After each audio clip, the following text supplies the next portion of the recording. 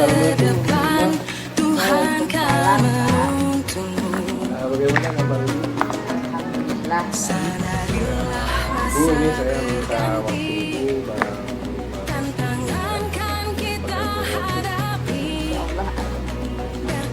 begini, jadi dalam saya ini kan sedang modul 2.3 Direksi Data. Nah, ini di sini modul 2 untuk melakukan supervisi akademik. Ini nanti saya akan mencoba untuk mengobservasi kelas pembelajaran ya. Yang mungkin nanti juga bisa menjadi manfaat juga untuk kita bersama. Nanti kita akan merefleksikan apa saja yang mungkin masih kita nilai kurang baik ataupun yang perlu kita kembangkan lagi, kita bisa jadi sebelum saya melakukan observasi ke kelas, kita akan melakukan dulu percakapan observasi. Karena di sini nanti kita akan tahu apa yang ingin kita amati. Jadi di sini untuk pertama mungkin saya ingin tahu dulu tujuan pembelajaran itu apa? Untuk tujuan pembelajaran yang saya lakukan di kelas ya, yaitu siswa memahami asmaul husna, kemudian berdiskusi setidaknya peserta didik itu mampu menanamkan perilaku berkelanjutan. Habis itu dengan pembelajaran kita siswa membuat poster dengan tema asmaul husna. Ini nanti ada kemudian siswa memahami tentang kemudian tujuannya juga siswa percaya diri dengan kemampuannya dan motifnya seperti poster ya.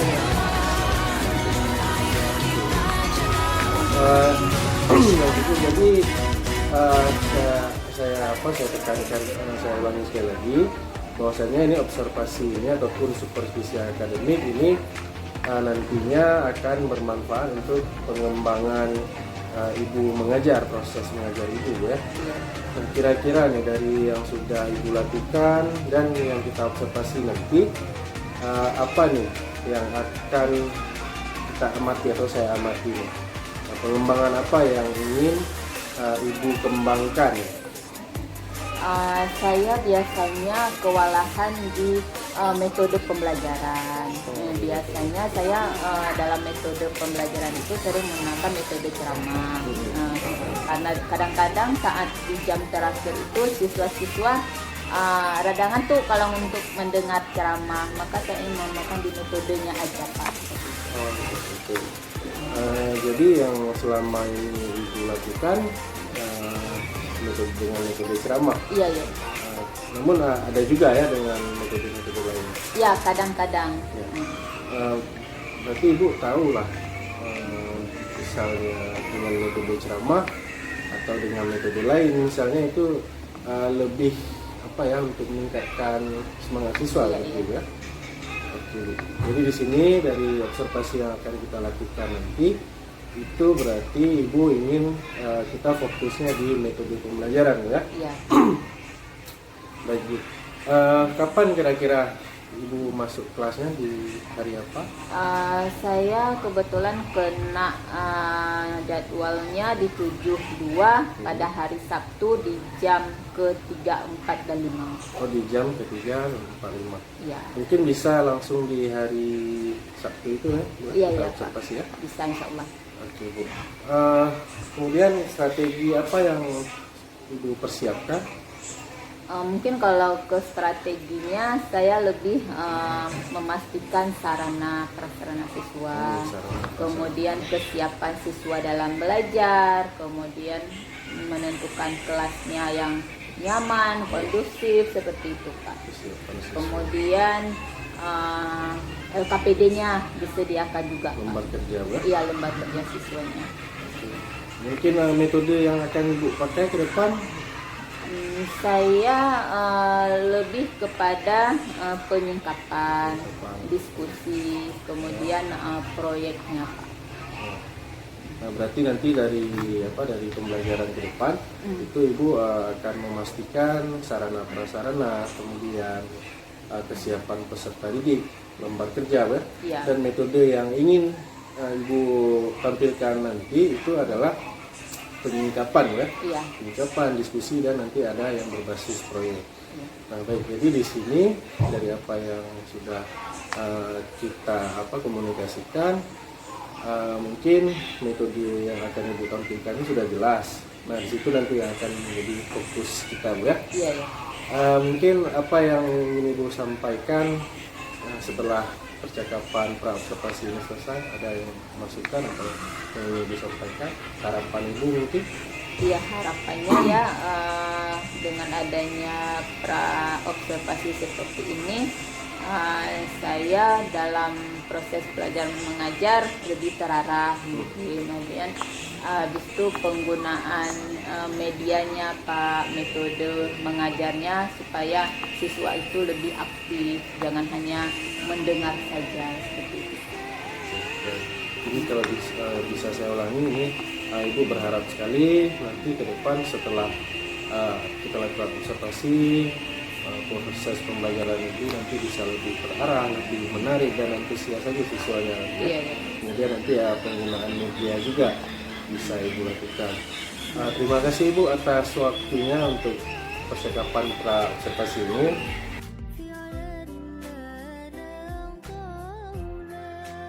Terakhir, Assalamualaikum warahmatullahi wabarakatuh. Waalaikumsalam warahmatullahi wabarakatuh.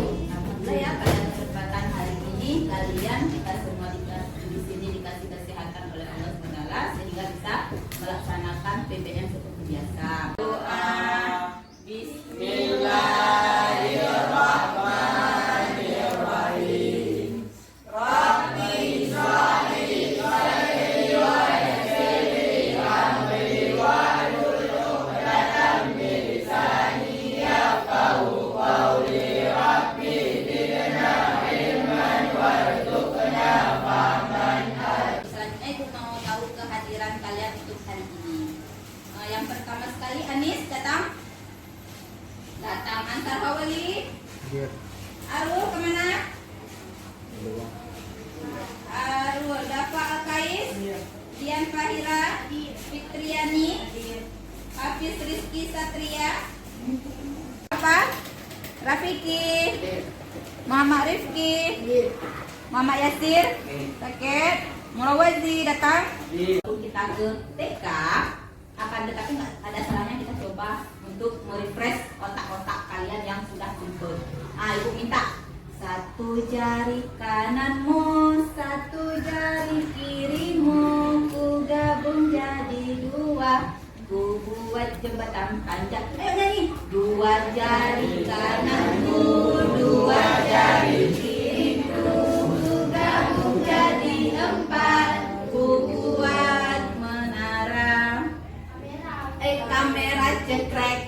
Nah, tiga jari kananku, tiga jari kiriku, ku gabung jadi enam, ku buat menara tinggi. Empat jari kananku, empat jari kiriku, ku gabung jadi 8, ku buat kelinci nasional. Apakah kalian memahami apa sih desa wisata yang sudah kita tayangkan tadi ataupun tentang desa wisata? Nah, apa sih makna desa wisata? Murawazi? Desa Yang indah. Desa yang indah. Yang si Pia? Desa wisata?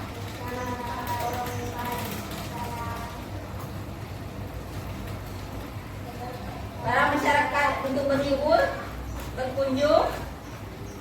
Ya, desa wisata merupakan desa yang memang diperuntukkan untuk mereka-mereka yang memang haus tentang hiburan, tentang pemandangan.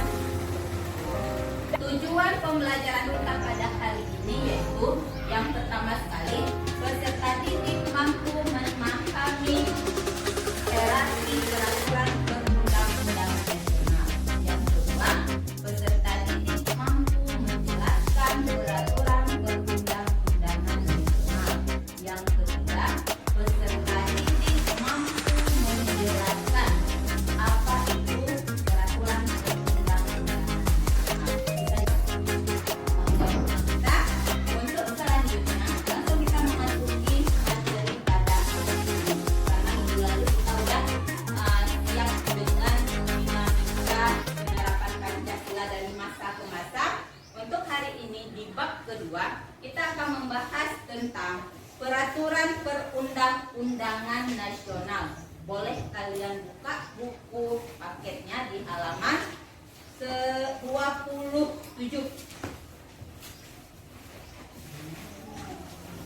Sudah terbuka semua halaman 27? Sudah. Nah, karena peraturan perundang-undangan ini membuat kita sejalan bagaimana arah tujuan dalam kehidupan kita.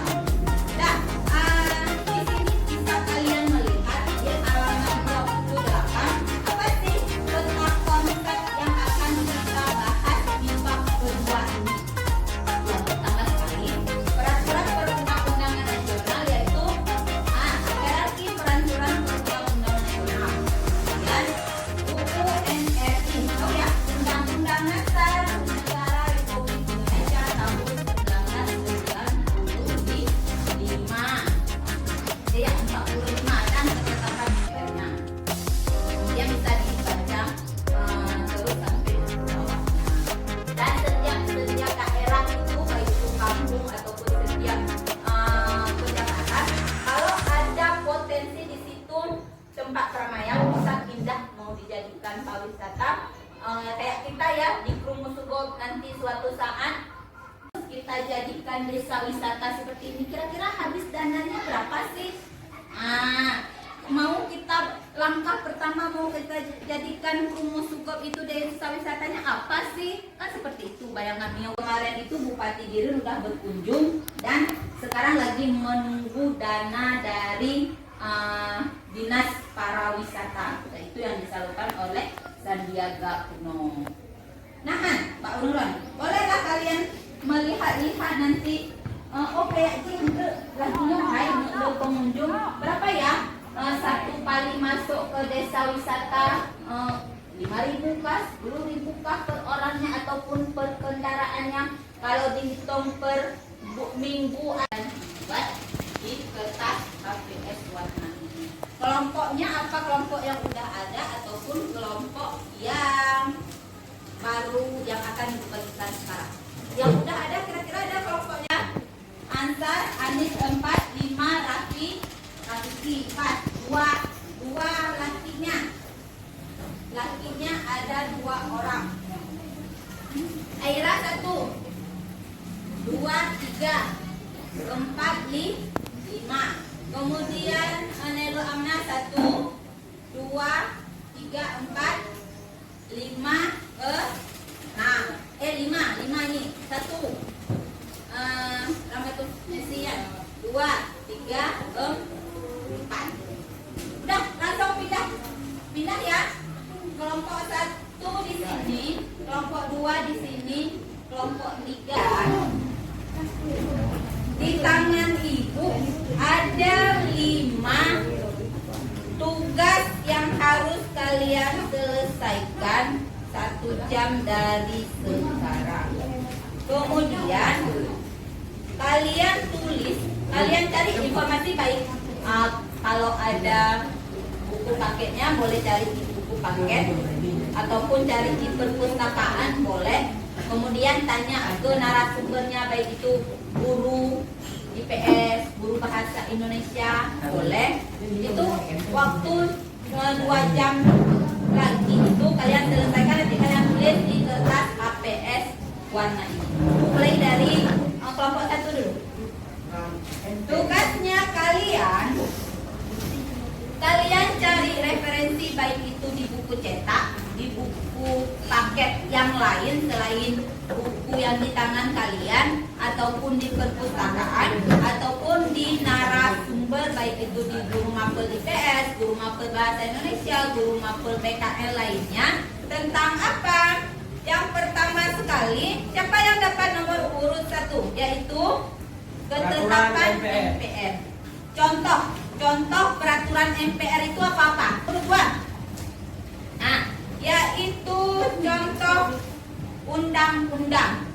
Nah, tulis di kertas ABS-nya sampai ke yang contoh peraturan kabupaten kota ataupun provinsi kelompoknya. Oh, mau ke pustaka boleh, mau cari di internet, oh kadang mau cari di ruang lab boleh, mau cari di perpustakaan silakan.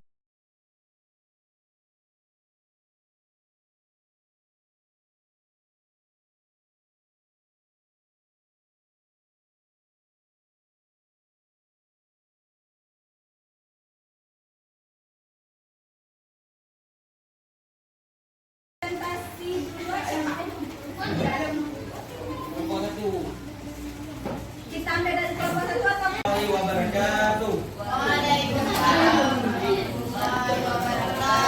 Perkenalkan, nama saya Marwaji dari kelompok 3. Yang nama teman-teman saya adalah Fitriani, Nurul Husna, Anta Kauri, dan Dian Maya. Contoh peraturan MPR. Yang dimaksud ketetapan MPR adalah mencakup ketetapan yang masih berlaku, baik yang dibuat oleh MPR maupun juga yang dibuat oleh Majelis Permusyawaratan Rakyat Sementara atau MPRS. Tap MPR yang masih berlaku ada beberapa poin yang saya bacakan hanya 3. 1. Ketetapan MPRS nomor XFP atau MPRS 1966 tentang pembubaran Partai Komunis Indonesia. Pernyataan sebagai organisasi yang bisa kalian pahami dari pertama sampai dengan presentasi Murawati, yang bisa kalian pahami minimal 1 kalimat aja dari kelompok 1 tentang apa sih peraturan perundang-undangan. Ya, pengertian hierarkis perundang-undangan nasional. Di dalamnya ada ketetapan MPR, ketetapan presiden, kemudian ketetapan perda ataupun peraturan. dasar penyusunan peraturan perundang-undang nasional. Itu bagaimana, Bu? Tanggapan Ibu? Kalau misal peraturan perundang-undangan nasional sebelum saat Indonesia merdeka itu di 1945, setelah karena mengingat waktu hari ini, Ibu akhiri. Assalamualaikum warahmatullahi wabarakatuh.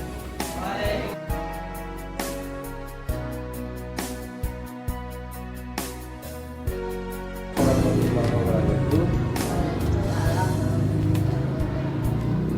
Apa kabar Ibu semua? Alhamdulillah baik Pak. Ya. Senang sekali rasanya hari ini kita dapat kembali bertemu dalam rangka percakapan pasca observasi. Juga di sini sekaligus dengan kegiatan pendampingan. Nah, dari itu sebelumnya kita telah melakukan percakapan pra observasi, kemudian dilanjutkan dengan observasi kelas, dan pada saat ini kita akan melakukan percakapan pasca observasi. Kemudian nanti akan kita minta juga saran dan umpan balik dari Ibu Irawati sebagai pengajar praktik, seperti itu. Oke, sebelumnya Bu Sukma, setelah kita melakukan rangkaian kegiatan observasi ataupun supervisi akademik ini, saya mau tahu dulu nih bagaimana perasaan Ibu Sukma setelah diobservasi. Alhamdulillah saat diobservasi memang mula-mula ya agak sedikit tegang karena orang menilai, melihat kita mengajar lambat laun udah bisa menguasai metode itu. Artinya memang jadi sedikit tegang walaupun sebenarnya tujuannya ini baik ya. Baik. Nah, kalau kita kembali ke belakang itu fokus pengembangan kita itu di area mana gitu? Kalau fokus pengembangannya lebih kepada penggunaan metodenya, Pak. Metode pembelajarannya ya? Iya, metode pembelajaran. Oke, jadi di sini untuk area pengembangan itu sendiri kan Ibu ini sudah melakukan di kelas. Kira-kira itu sudah efektif dengan yang apa dilakukan? Kalau efektifnya saya rasa masih kurang, Pak ya. Tapi kita usahakan maksimal tentunya. Bisa maksimal depan itu ya seperti fokus kita kan? Iya. Untuk memperbaiki lagi metode yang akan kita gunakan ke depan, Ibu Sukma gunakan ke depan seperti itu. Nah jadi kemarin kebetulan pas observasi juga saya menemukan beberapa catatan. Itu salah satunya Ibu memang sudah mempersiapkan kegiatan pembelajaran dengan cukup baik, ada modul ajar yang sudah dibuat, kemudian mengusung juga rencana-rencana alat dan media yang dipakai. Nah dari situ juga terlihat siswa juga antusias walaupun ada satu dua yang mungkin tidak aktif dan sebagainya. Nah dari situ mungkin apakah ini sama juga hambatan yang Ibu rasakan? Atau Ibu bisa menceritakan pas kegiatan observasi kemarin, Ibu mengajar kemarin itu hambatannya seperti apa tuh? Kalau kehambatan memang lebih kepada penguasaan kelasnya, ya. Karena kadang-kadang ada peserta didik yang terlambat masuk ataupun yang minta izin keluar ke kamar mandi seperti itu, Pak. Kemudian dari metodenya sendiri ada hambatan ketika metode Ibu kemarin kan itu diskusi ya Pak, diskusi kemudian presentasi dan ada simulasi. Iya, Simulasi kemarin ya saya lihat itu tidak sempat dilakukan karena waktu juga. Nah, berarti dari metodenya sendiri apa hambatannya? Kalau ke metodenya Pak, karena diskusi Pak ya, memang dalam satu kelompok itu ada sekitar 5-6 orang, akan tetapi tidak semuanya aktif. Ada 1-2 orang yang memang pasti tidak mau mengerjakan, dan saat diminta untuk presentasi kadang-kadang mentolak ceren Pak, itu istilahnya dalam bahasa Aceh. Kamu aja. Iya kamu aja. Berarti hambatannya di situ, walaupun sudah dengan metode tersebut, tapi ada siswa yang memang memanfaatkan kelompok tersebut, ya yang mau tampil seperti itu ya. Nah, jadi penyebabnya kira-kira apa, Bu? Kalau penyebabnya mungkin memang karakter siswa berbeda Pak ya. Ada yang memang kemampuannya tinggi, ada yang sedang, ada yang kurang. Mungkin yang kurang di sini itulah di diskusinya nggak mau. Artinya kemampuannya kurang. Ya, dalam metode itu juga bisa Ibu temukan bahwasanya kalau dengan siswa yang beragam tadi mungkin ada metode-metode lain yang bisa dipadukan dengan diskusi, Mas. Iya. Nah, mungkin Ibu kan sudah tahu sebenarnya penyebab hingga hambatan. Kira-kira ada nggak yang sudah Ibu persiapkan untuk memperbaiki atau meningkatkan lagi kegiatan pembelajaran? Insya Allah memang kedepannya banyak sekali hal yang ingin saya lakukan dari pengembangan metode tersebut Kak ya. Misal kita nggak harus didiskusi selalu kan, tetapi ada kegiatan misal belajar di luar, baik itu di perpustakaan ataupun di luar kelas seperti itu Pak. Berarti salah satunya nanti bisa dengan memadukan misalnya langsung belajar di memanfaatkan pustaka, kegiatannya di luar agar lebih fresh misalnya. Berarti itu salah satu yang harus dipersiapkan. Nah itu baik sekali kita pikir ya, karena memang perlu ada inovasi di setiap pembelajaran yang kita lakukan ya. Iya. Nah kemudian kira-kira untuk menguatkan itu kembali Bu, ya, menguatkan itu kembali apa yang akan Ibu lakukan untuk bisa menjadinya lebih bagus, PBM yang bisa lebih efektif? Ada rencana apa selain itu? Kalau untuk rencana lebih lanjut memang penguasaan kelasnya harus ditingkatkan. Habis itu memahami karakter peserta didik itu yang utama Pak ya. Kemudian mengatur lebih kepada penggunaan media ajar, metode pembelajaran sama modul pembelajarannya Pak. Berarti untuk kolaborasi sharing mungkin? Memang kalau untuk sharing itu setiap 2 pekan atau 2 minggu sekali memang ada kompelnya. Itu kompel di setiap mapel. Itu biasanya guru mapel itu selalu sharing atau refleksi dalam pengembangan mata pelajaran. Oh, artinya di sekolah ini kita punya komunitas seperti itu kan? Iya. Komunitas di situ Ibu bisa memanfaatkan untuk mungkin dengan sesama mata pelajaran atau bahkan di luar mata pelajaran kan? Iya, di luar mata pelajaran pun bisa sharing Pak. Sharing tentang metode tadi kan?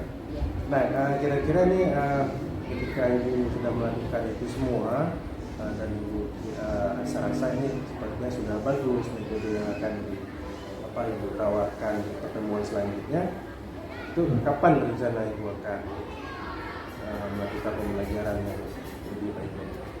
Kalau rencananya memang maunya secepatnya Pak ya. Itu mungkin di akhir-akhir Oktober lah seperti itu Pak. Mungkin berarti ya? Iya. Iya. Baik. Jadi ini sudah sudah tergambar ya semua dari apa yang kita lakukan ya, seperti sini dan rencana kemudian untuk kegiatan ke depan yang akan Ibu persiapkan itu sudah Ibu jelaskan dengan cukup rinci ya. Kita tentunya di sini berharap memang tujuan pembelajaran yang berpihak kepada murid, kemudian menciptakan pembelajaran yang efektif, menyenangkan, itu dambaan kita semua sebagai guru ya. Iya. Apresiasi itu kita juga mendoakan biar Ibu bisa melaksanakan itu dengan secepatnya. Nah, jadi untuk percakapan pasca observasi ini saya rasa sudah cukup jelas dan mungkin kalau ada 1-2 yang masih kurang, ini kita minta pendapat ataupun saran ataupun umpan balik dari Ibu pengajar praktik. Sini ada Ibu Irawati, kami persilakan.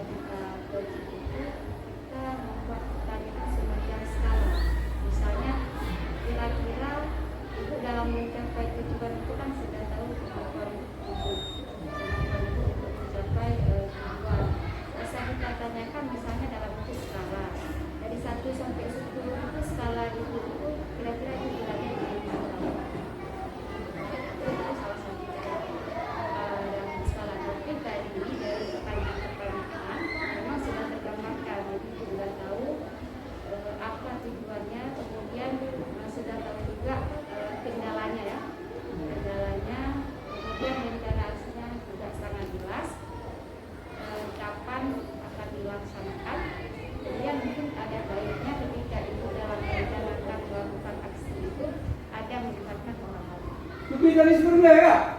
Karena kan ketika kita menggunakan orang baik, misalnya ada tas sejawat, kalau kita bicara kalau kita langsung observasi, mungkin lanjutannya juga bisa menggunakan mengajar dekat sejawat. Jadi biar kita tahu, jadi bisa langsung ke depan dengan Pak Mitra